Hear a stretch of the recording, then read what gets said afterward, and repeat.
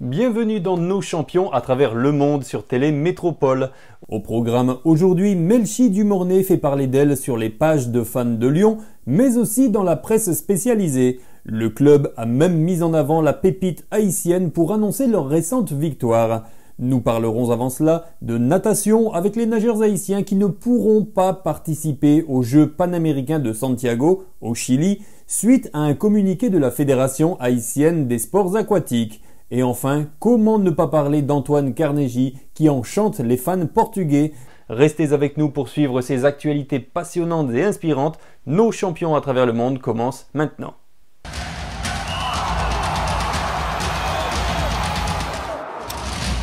Et c'est un immense coup dur pour le sport haïtien puisque la Fédération haïtienne a annoncé qu'aucun nageur ne participera aux Jeux panaméricains 2023 de Santiago au Chili. Cette décision permet à la FHSA de taper du poing sur la table face aux agissements qu'elle estime plus que douteux de la part du comité olympique haïtien.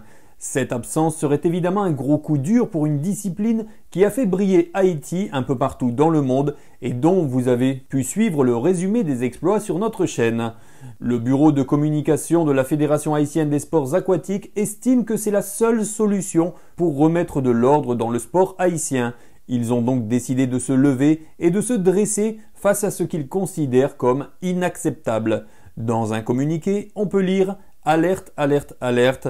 Aucun athlète lié de près ou de loin à la Fédération haïtienne des sports aquatiques n'est autorisé à prendre part aux Jeux de Paname 2023 avec le comité olympique haïtien jusqu'à nouvel ordre.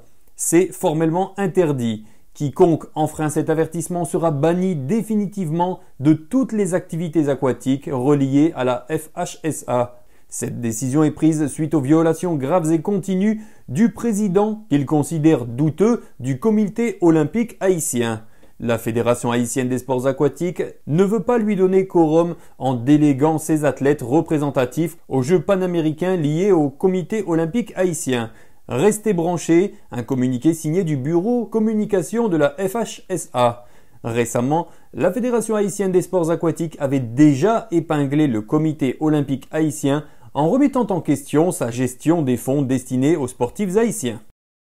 Melchi Dumornay continue d'éblouir les observateurs. Le média spécialisé Cœur de foot résume la rencontre remportée par 4-0 en citant à plusieurs reprises la prodige haïtienne lors de son premier départ sous le maillot lyonnais en D1 Arkema aux côtés de Kadidiatou Diani et Amel Majri, toutes deux également titulaires pour la première fois de la saison.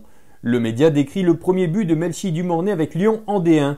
Damaris voit son ballon dévié sur la barre par Leron, mais Dumornay à la 25e minute est à l'affût juste derrière pour reprendre la balle au second poteau d'une frappe puissante, 1-0.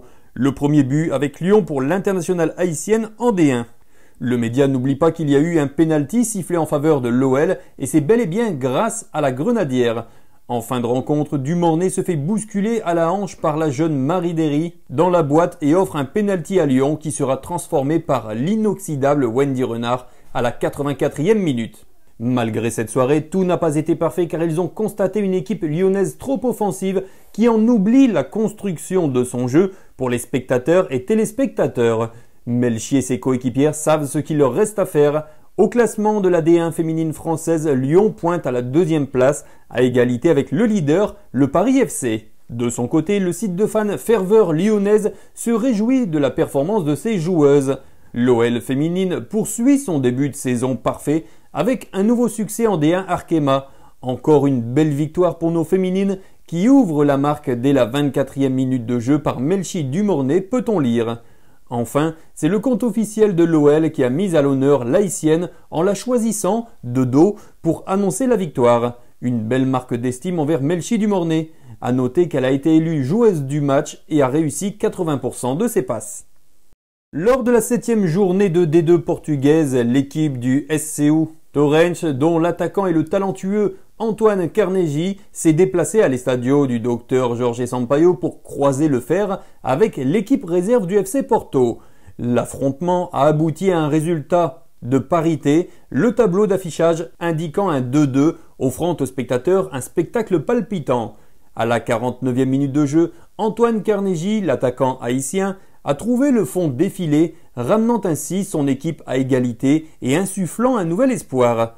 Et à 8 minutes du coup de sifflet final, il a de nouveau joué un rôle essentiel en délivrant une passe décisive à l'attaquant colombien Pipe Miranda Gomez qui a inscrit le but égalisateur. Suite à ce match nul palpitant, son équipe occupe actuellement la 6e place au classement cumulant 12 points. Leur performance solide et leur capacité à revenir au score en font une équipe à surveiller de près au cours de cette saison de D2 portugaise. Les fervents supporters du club attendent avec impatience les développements futurs de cette équipe, notamment avec l'attaquant haïtien Antoine Carnegie. Voilà, c'est tout pour cet extrait de l'actualité des Haïtiens qui évoluent à l'étranger. J'espère que vous avez passé un bon moment et je vous retrouve dès jeudi pour un autre numéro de Nos champions à travers le monde. Portez-vous bien.